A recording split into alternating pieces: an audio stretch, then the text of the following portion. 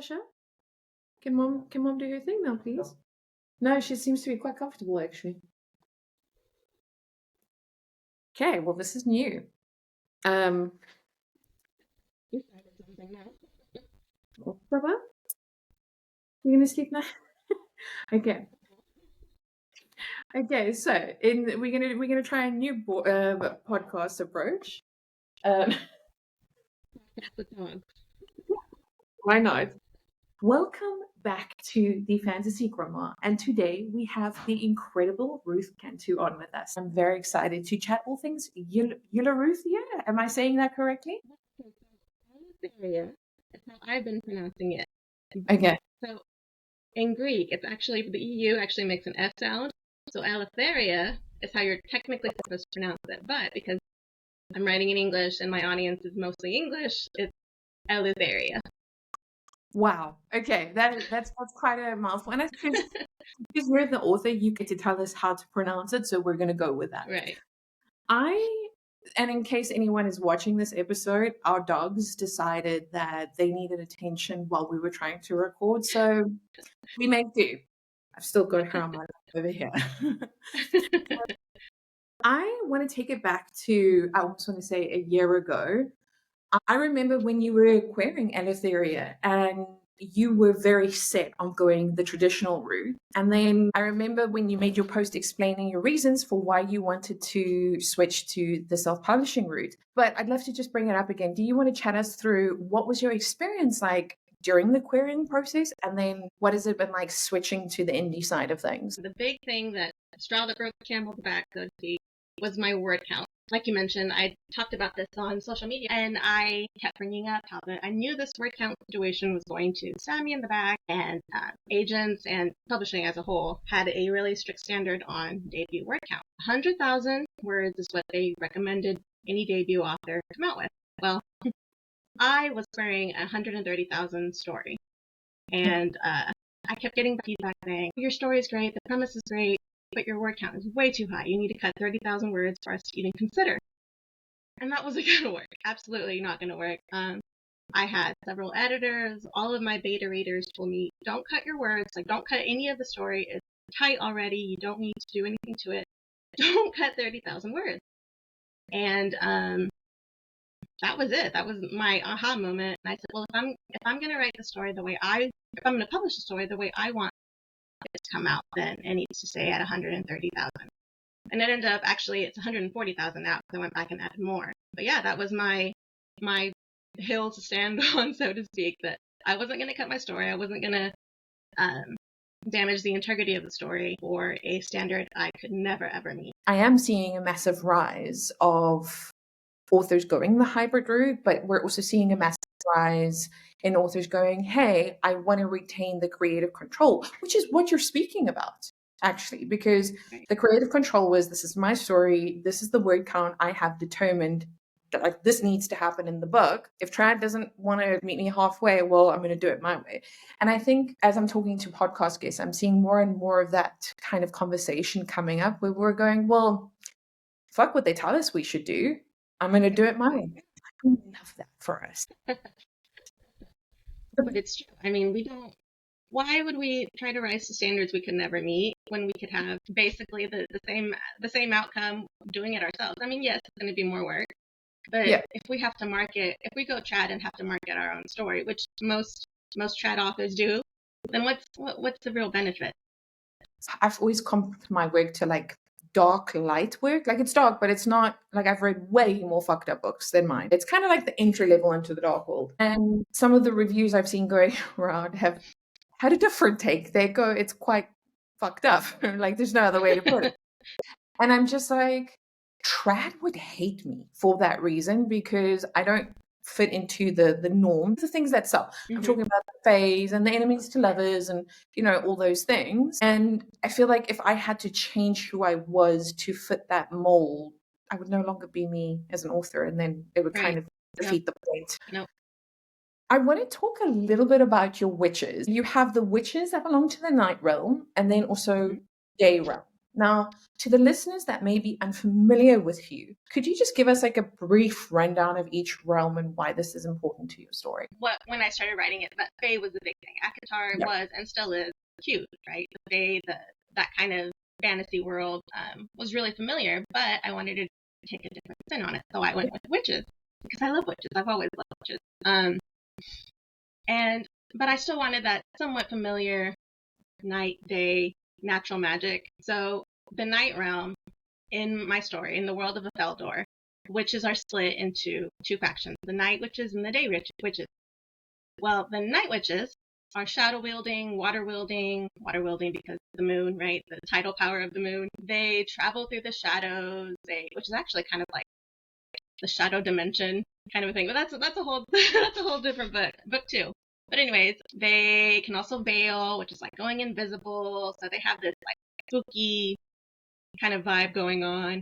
And then on the other side of the island, you have the day realm, which is the day witches who can wield fire and light. They fly on brooms. They have air magic. The night realm, in my head, was very Western fantasy. You have castles and spooky forests and pretty lakes underneath mountains. And it's very classic fantasy, classic Western fantasy. But the day realm, because of where it's at, it's in the desert, you have kind of a Spanish Mediterranean fantasy world. And so you have a lot of deserts, and you also have a jungle, you have dry, arid climates that kind of remind you of the Mediterranean. They speak a little bit differently. They speak the same language, they have accents. Because I am Mexican, I have Spanish heritage. That was kind of my homage to myself, to my root. So I guess I consider myself a day witch, I guess, because of the way I wrote the day realm. But yeah, that's the day and night realms of Feldor. You've already touched a little bit on your beta readers. I want to spend a little bit of time talking about that because I see some authors using beta readers, selecting from the followers that you have on social media. I see some people using paid services. So I just really want to understand, how did you go about selecting your beta readers and how did you go about managing that process? So the very first draft I wrote, I guess it was technically the second draft, I was not on social media. I had no idea how to even start looking for beta readers,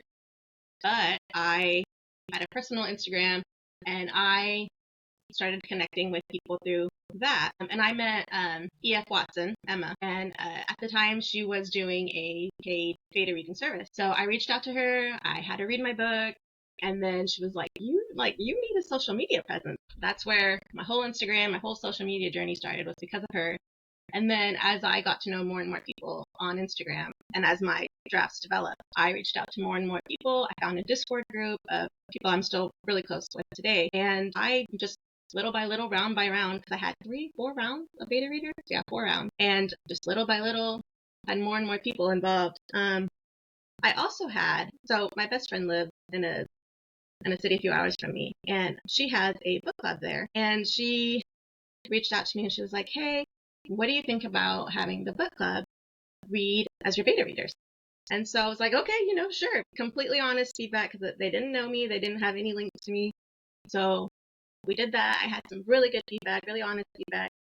And I think that was probably one of my better rounds of beta reading. Complete strangers. They weren't paid. They were just book-loving readers, and it was perfect. A book club doing beta reading. I need more book clubs to get on this. That's such a fucking cool idea, actually. Yeah. You're right. I've seen this through my various beta reading experiences, especially when you have a close relationship with someone. It's very hard to cultivate that, I almost want to say, that honesty. And there's a fine line between honesty from a constructive criticism perspective versus cruelty. And I think I've seen some people be too nice, where I'm like, but even I know that's an issue. Why are we saying it's okay? So like now for my current web, I am going to try a paid beta reading service because I haven't done that like version before, because I just want to be able to compare the whole, select from the pool of people versus a paid service and see which one works out better for me. But the book club one, like that is incredible. It's a little out there, yeah. But I rarely come across authors that say they go through multiple rounds of beta reading. Tell me why you thought you needed to do multiple rounds. So Fiverr and Emma were my paid beta readers for that very first round. And while their feedback was good, I ended up hiring an editor who basically helped me completely restructure the story. So after that, I needed another round of betas. And then I think that round was probably like 3 or 4. And I was just like, maybe this is more of my personality than anything else, but I wasn't satisfied with that. I wanted to get as close to perfect as I could get. So it was round after round of beta readers until I came to that point where I was somewhat satisfied. I mean, I'm never going to be satisfied. I could pick up the book and pick it apart right now, but that's not going to happen because we're weeks from when we're filming this. We're weeks from publishing. That makes sense, because I think as well, if I look at my publishing journey, some of my previous books, of course there's things I could change. I mean, hell, I could rewrite the whole book and do a better book, because I know more now than I did at that time. It's kind of like a chicken and egg scenario, because I wouldn't be the author I am now if I hadn't written that book as it is. What's it called? A self-fulfilling prophecy. I have to go through the point. That's it, yes. So that's why I was just so curious to hear your take, because I know for me, I do dev edits and then I do a round of beta reading. I take a break in between it. So I have some distance from the manuscript. Yeah. Because I know that if I don't, I almost want to say put checks to stop, I'm going to just keep going forever and ever and ever. Absolutely. I'm the same way, yes. So we've kind of touched on this a little bit already. Enemies to lovers. We know the romantasy community is going absolutely feral for this trope. No one can get enough of it. You have it in your book. And I'm seeing a lot of people say that when not done correctly, it can come across as instant love. Now, in your opinion, what are some examples of doing it the correct way? Well, I think it's a matter of ingredients, right? Yes, they need to be on opposing sides for it to be considered enemies to lovers. They need to have something in between them that they absolutely refuse to meet in the middle over. In this case, it's their realms, right? You have a prince of one realm and a soldier of another realm, and it's like, why should I trust you? Why should I even consider befriending you, let alone like heart eyes, you know? The big thing that really draws people to enemies to lovers is that tension, right? You have this will they or won't they situation going on. You have plenty of obstacles. You have this, they're never going to find middle ground because they're enemies, right? And I think insta-love and why people draw away from that is because they don't feel like there's some kind of high stake built into the story, and it falls flat. Like, to me as a reader, insta-love falls flat because there's no tension, there's no high stake, there's just it feels like you reach the end of the story at the beginning of the story. I grew up reading romance way back in the 2000s. This is going to age me a little bit, but I grew up reading Joanna Lindsay and Mary Balogh, the older Julia Quinn stuff, who wrote Bridgerton. Enemies to lovers was a thing even back then. It wasn't called enemies to lovers. You didn't have tropes. It was just the tension books or the books where they hate each other. And they were the most popular even then. Like, it's not, enemies to lovers isn't necessarily new. It's just been tropified and made popular that way. Me personally, as a reader, enemies to lovers is top tier because of that tension.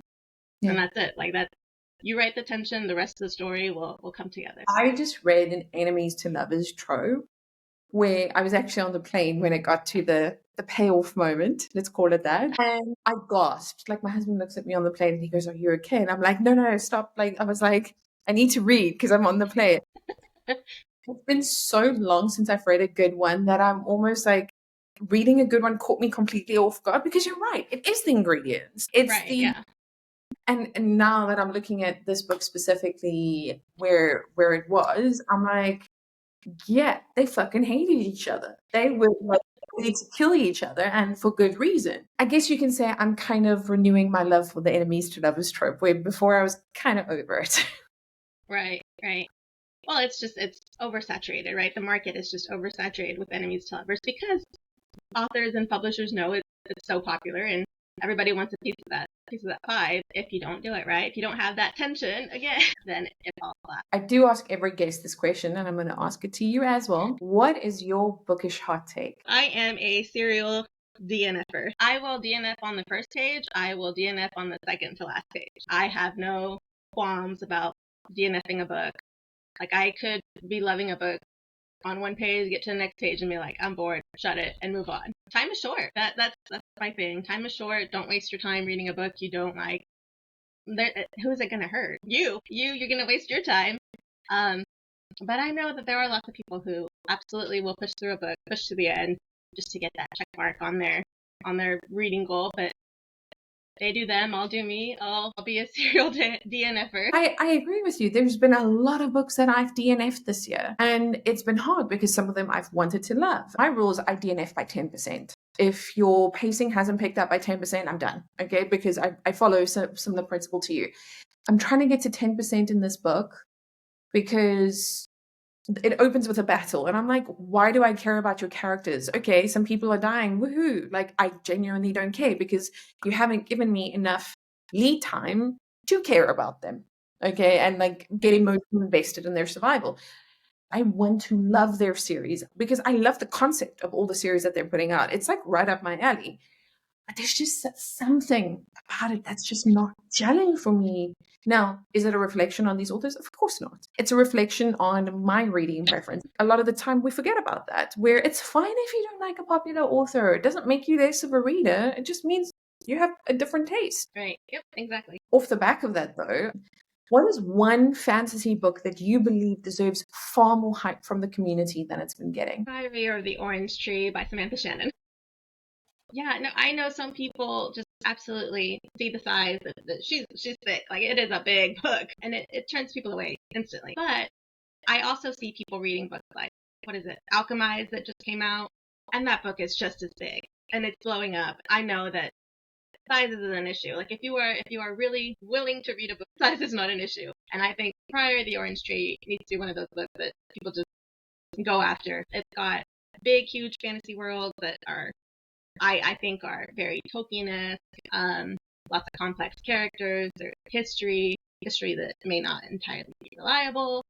Let's see, there's cultures, there's grief, exploration of prejudice. There are several love stories within it. The main one is a sapphic story, a slow burn sapphic story between an assassin and a queen. It's just, I love it. It's one of my favorite books. I will always recommend that book. And the fact that it doesn't have the hype it deserves just absolutely hurts me. We read Crescent City, and we know that is that's a girl. So if we can read Crescent City, we have no reason to. Absolutely. But also, just with you mentioning Alchemized, I fully intend to read that book because I read Manacled. It destroyed me in the way possible. So yes, Alchemized is on my list. But what I find so interesting is that if an indie had gone the route, because I mean, let's take it back to your word counterbarkle for a second. If an indie had gone that route of releasing essentially a debut with 1,000 pages, because that's what I think Alchemized ends up being, it would be, oh, indie's not good enough quality, blah, blah, blah, some kind of bullshit like that. But then a traditional author is allowed to do it. And it's not the author's fault. It's what the traditional industry allows. Now, you and I know that would have been better served as maybe a duology. Because that's what the standards of, I almost want to say, the publishing industry dictates. Going back to the recommendation, I feel it's a little bit, I almost want to say double standards, that she's not getting the same slice of the pie that the Crescent Cities and the Alchemized of the world get. Absolutely. Yeah. No, and I think it's a really bizarre double standard because you, for whatever reason, there's this stigma that indie authors are overwriters, right? That we just go on and on and on and meander all over the place, and that's why our books are so long. But I think to some extent readers want that. When you have a huge fantasy world, they want to be able to dive in and really take in that world. And if you have a maybe 150, 200 page book and you have this huge complex world, that's not enough. Like, I as a reader want a big thick book so I can really get into that world, and 200 pages isn't enough. I do want to bring it back to your parents a little bit. You reference them in your bio. They encourage you to read. You mentioned that, correct me if I'm wrong, you are a first generation Latina. Is that the correct way to say it? Latina? Yeah, no, you're good. Yes. For any other unpublished Latina authors that may be listening to this episode, what would your word of encouragement be for them if they were considering going through the same process? I think we have this weird idea in our head that our stories aren't good enough. I've seen several Latina authors come out recently with Aztec or Inca books. Off the top of my head, I can think of like 4. They've come out with books that reflect on their heritage, and I think that's amazing. I think we're reaching a point where we're coming out with more and more stories that reflect who we are culturally, who we are in our roots. And I think it's a good sign. I think it's encouraging. And for those that are considering writing a book or considering publishing, I think looking to those authors, looking to me, I guess, it's amazing. It's something we haven't, I don't know, looking back, reading books like Robert Jordan or even Lord of the Rings, you never really saw characters like us. So the fact that there are all these books coming out that reflect our culture, reflect our identity is amazing. And past me, teenage me would have been over the moon to read books like this. And I think, honestly, if I had read books like this growing up, I would have started my writing career a lot earlier. So seeing these books come out, I really hope that it'll encourage teenage Latinas to reach out, to write those books, and to put out their work, their ideas. We have multifaceted lives, and I think especially immigrants, Christian Latinas, have this, I guess we straddle two worlds. We straddle the American and we straddle, in my case, the Mexican heritage. And I kind of think it gives us this superpower where we are a little bit more aware, a little bit more observant. And it gives us this ability to write complex characters from observing the world around us. And I don't know, I think it's kind of a neat aspect to add to your writing. To those Latinas, I would say, go for it. Go and write your book. The world needs it. That is fucking beautiful. I'm also dual heritage, so like just when you were saying you straddle between two worlds, I 100% felt that. I have I almost want to say this frame of reference of all these incredible cultures that have contributed to the person you see sitting in front of you today. But I am not fully any of them. And it is something that I also tap into when I write. I love that you say your story is good enough. The world needs your story. And I think that is something that's so important because to go back to the traditional versus self-publishing route again, and I say this to a lot of my friends that maybe query and then they don't get accepted. And I'm like, it's not a reflection on your writing skill. Mm-hmm. It is a business model. All they're doing is they're looking at you going, can I sell this and get my investment back? That's it. As you rightfully said just now, you wanted to move away from Faye and you wanted to do something different. Well, here's the reality. Faye is still selling. So if you write a Faye story, chances are you can probably be picked up by Trad. Or because of Rebecca Yarros, if you want to write a dragon story, that's the one that you could go for that same reason. Yeah. But none of those books or none of those things will be a reflection on your talent. It's just business. Let's talk a little bit about your ideal reader. I have always struggled with comp. I still, to this day, don't have what I think is a good comp to Eleutheria. I write, specifically this book. This is a very big fantasy book. It's set on an island, but there's also a continent. But there's a lot of history to this book. There's a lot of lore. So it is a high epic fantasy style book. But I think what I hope readers can really get from this is it's got a modern storytelling style. Fourth Wing does this, ACOTAR does this, where you have a high fantasy book that's got a lot of history, got a lot of world to it, but it's written in a way that's really easy to digest. It's almost, sometimes the chapters are episodic, so that you read a couple of chapters a night and feel like you can go to sleep, and then the next night do it all over again. So just like digestible little bits, but also still coming together as a whole. If you're seeing this, it's my little, I forgot I was holding this. So I'm over here gesturing with this little squishy. I just kind of ran with it. I mean, I'm playing things on the side, so you do. Okay.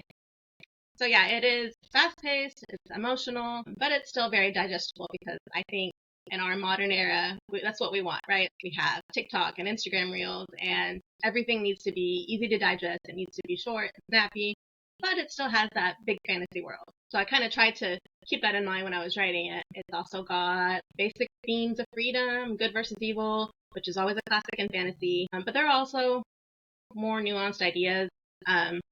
Kind of like the idea of control, and this is reflected in compulsion magic, which is what the villains use in the story. I come from this is going really deep.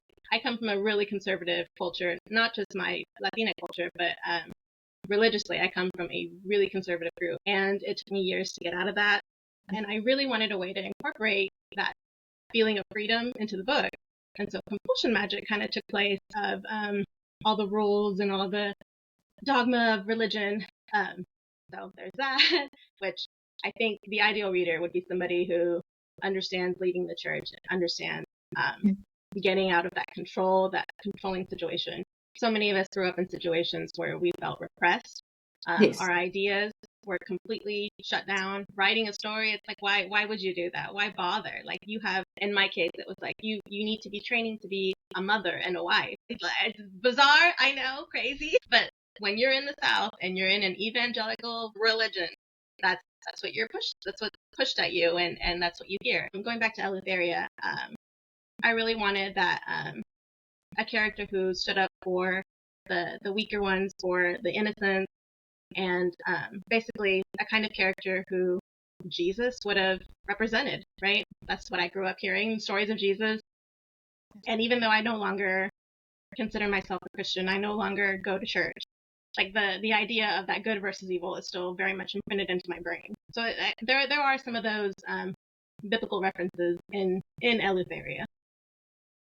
My second series ever, didn't plan it that way, and in full transparency, I had no idea what I was doing when I wrote it.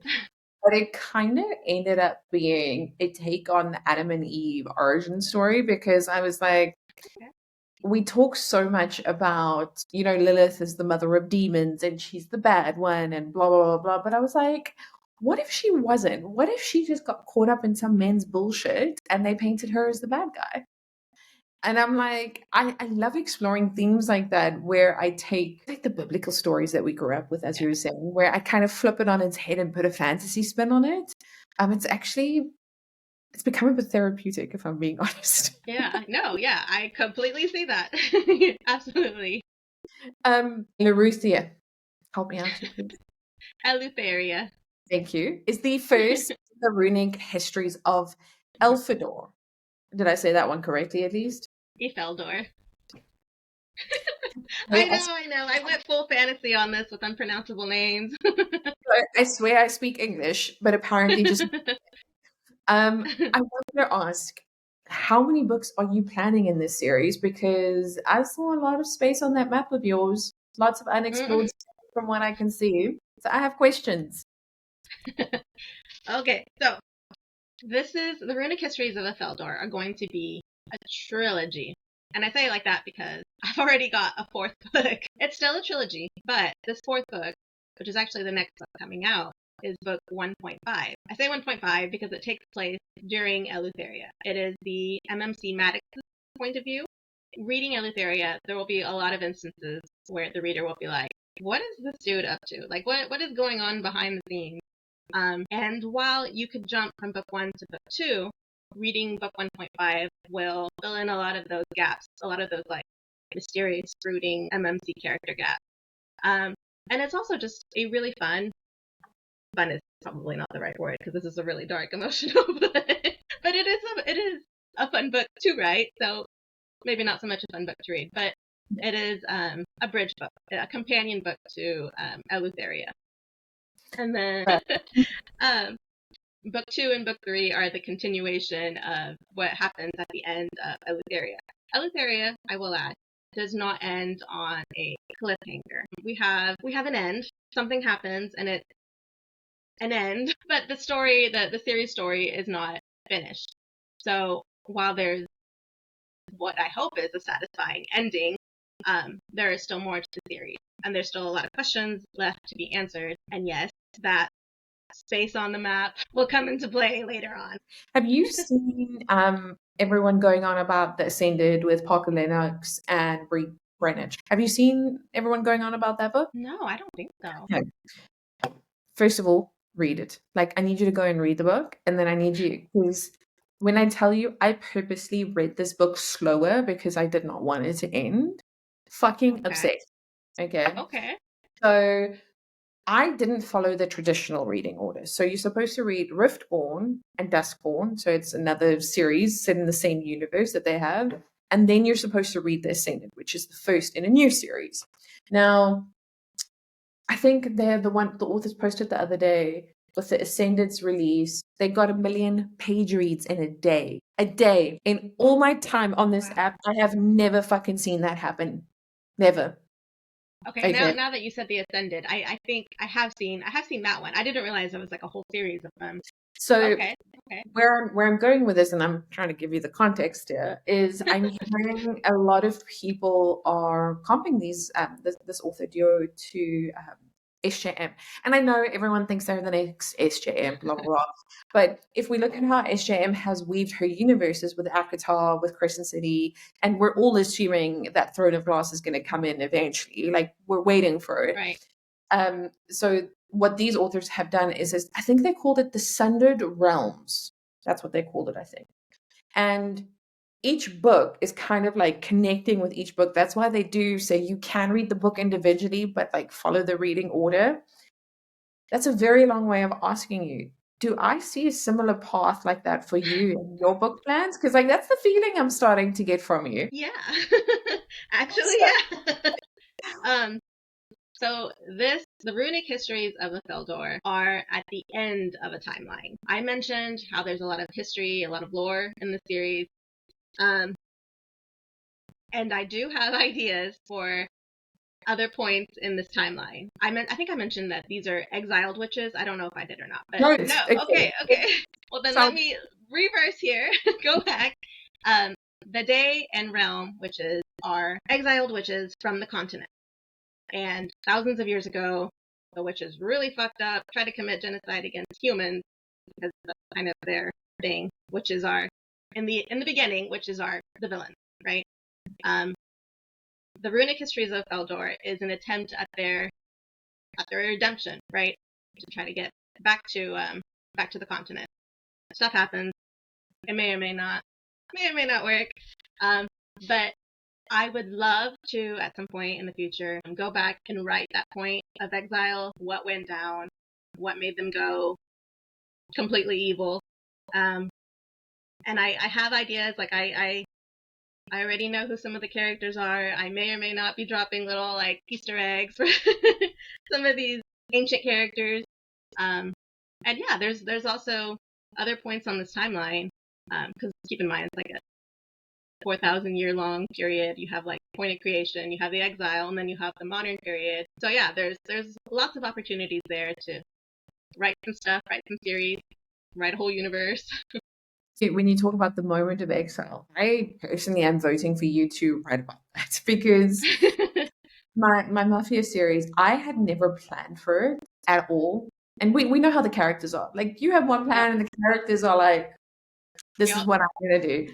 And I now have a duology for how the monsters were created. I'm talking about like your Frankensteins, your Draculas, and all of that. And I'm like, okay, so I'm gonna have to write in like 1400 Greece and then Romania and England, and I'm like, okay, Oh, I like love that. but like, but the point is, we never. I almost feel like we never take the prequels seriously because we're like the current story is where our head is at. But the more and more I'm getting to the end of my current series, and that prequel is kind of like, swimming into my vision where I'm like, fuck, I'm gonna have to write it. And then I'm like Yeah. chatting to the editor, and I'm like, I feel like I could work the Prohibition era in there as well. Like Jan, the Flapper Girls, and I'm like, oh god, I've got a plot, haven't I? And she's like, yeah. And then I'm like, I had titles. I'm like, oh god, now there's titles. Now I have to write the damn thing. Could have Oh, been somewhere that's in the. amazing. But yeah, I really want to encourage you to do it because I think it is fucking cool to be able to do that with your ideas. Yeah, no, Um, absolutely. I really, really want to dive into some of those other ones, but I'm like, I have to finish the series first. I have to get a feel for what happens in the series so that I can go back and be like XYZ. And I feel like you're kind of like me, where I mean, obviously, I know you have your storyboard, where you do a little bit of a rough outline, but then you kind of also let the characters do their thing. So you're like a little bit of a hybrid. Am I reading that Yeah, correctly? Okay, yeah, I'm the yeah, same. yeah. What did they call them? The plancers, where you're half plotter, half pantser. Heard of that. You've never Plants. heard of that? Yeah, yeah. Where Yeah, the plotters are those that have like the rigid outlines and they follow their outlines to a T, and yeah. then the pantsers are the Wild West writers who just write whatever comes to them as they go. And then like I think we're both kind of planters where we have an outline, we may or may not stick totally to it. We like to characters take the lead every once in a while, and whatever comes out, that's the product. I saw, I don't know, some reel of a big time author. She plans her chapters out with like an Excel spreadsheet. And I'm like, girl, I love an Excel. Please don't get me wrong. My whole life is fucking run by an Excel spreadsheet. But I draw the line putting Excel into my writing world. Like, if I wanted to do that, I can just go to my day job. Right. Like, I need it to be fun. And the moment you make it so rigid, and I am super organized. Like, I have literally made a career from being organized. Like, I need you to understand I am that organized. So I almost feel like I need the balance of the creative freedom to do what I want and just seeing where it takes me to kind of have the best of both worlds and not have this like super strict, like world plotted for me. But at the same time, I've never missed a deadline because I'm such a well organized person. And I know with my book that I just released, I didn't fucking plan that ending. My characters came in hot and they were like, this is how it's going to go.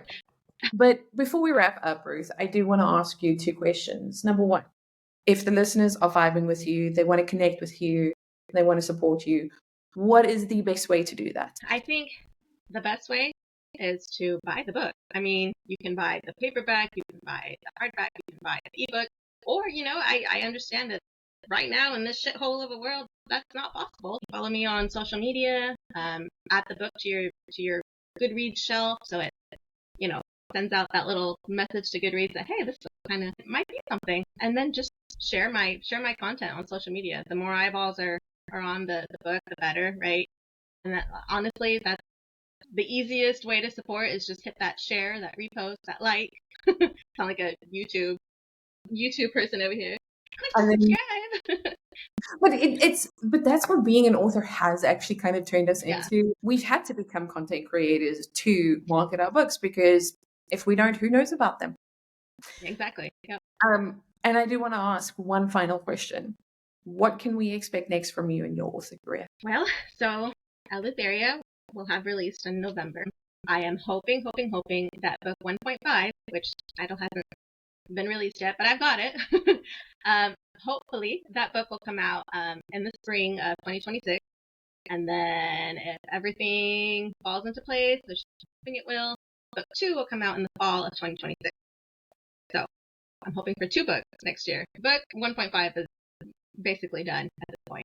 So 2 books next year, hopefully. And then book 3 at some point in 2027. As we wrap up, I just want to say thank you so much for your time today. It has been incredible getting to know you more, understanding the context that you're writing with, and just having a good yap between 2 old friends now. Because that's for this podcast. Yeah, thank you so much. And I hope you're having Thank you. Yeah, no, thank you. Absolutely. Thank you for hosting me. This has been a lot of fun. I'm